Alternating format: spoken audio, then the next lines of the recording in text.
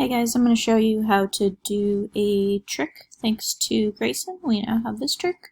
So I'm going to start from the very beginning and we're going to sketch our names. So I'm going to go into the front plane. I'm going to do sketch. I'm going to do it on my front plane. I'm going to grab the spline tool and I'm going to write my name. So I'm going to just go kind of quick. Great if yours looked even better.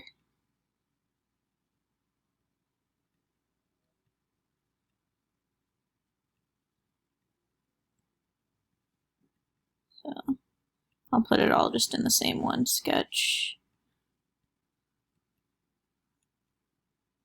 And I'm just going to do 3 letters. Let's just say I'm going with Reg instead of Regina, which actually I've always really hated the name Reg when my friends have called that to me, but it's okay. This is just a demo. Okay, so let's say that I'm done with those. I'm now going to extrude, so I'm going to select this one, and this one. I'm going to extrude, and I'm going to say let's make them 1.5 inches.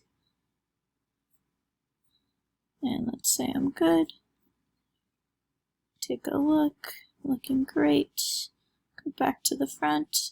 So now what I want to do is I want to make it all one piece, because if I was actually 3D printing this, it would come up as 3 different letters. Let's say I'm trying to make a magnet and I want it to be all a single welded piece together. So what we're going to do is we're going to move this one over. Actually, I'm going to go in this view. So I want to make sure that I select everything, and then I'm going to click this button over here, which is to transform.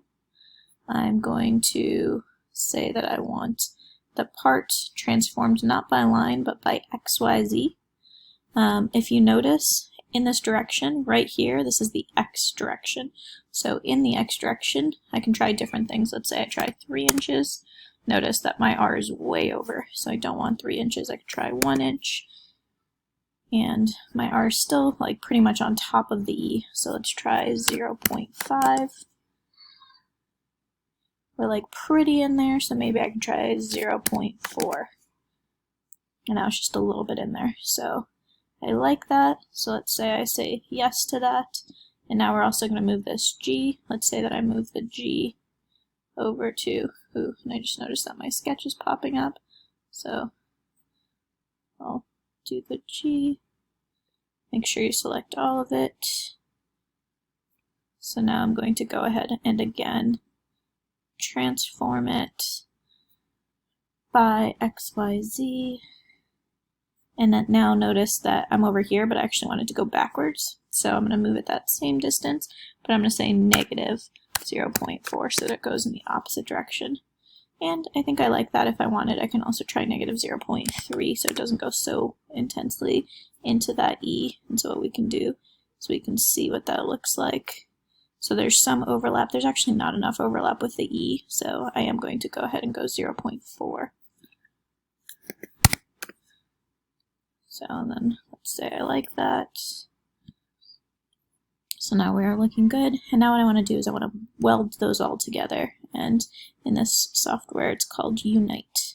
So I'm going to combine this one with this one. Oops. So I'm going to combine that letter with that letter, and we'll just do 2 at a time. We're going to click on this button called Boolean. When I click that, I have it union in part 1 and part 2. And then when we take a look, check that out, the R and the E are now united. And something happened with my G. Don't know exactly why it got moved again, but let's just move it again. So I'm going to again go over here. Actually, I'll click my G. I'm going to move it. So I'm going to go to transform. I'm going to click by XYZ. I'm going to go negative 0.4. There it is. It's in a good spot. And now I'm going to unite that. So that plus that, Boolean, and check. No, Let's take a look.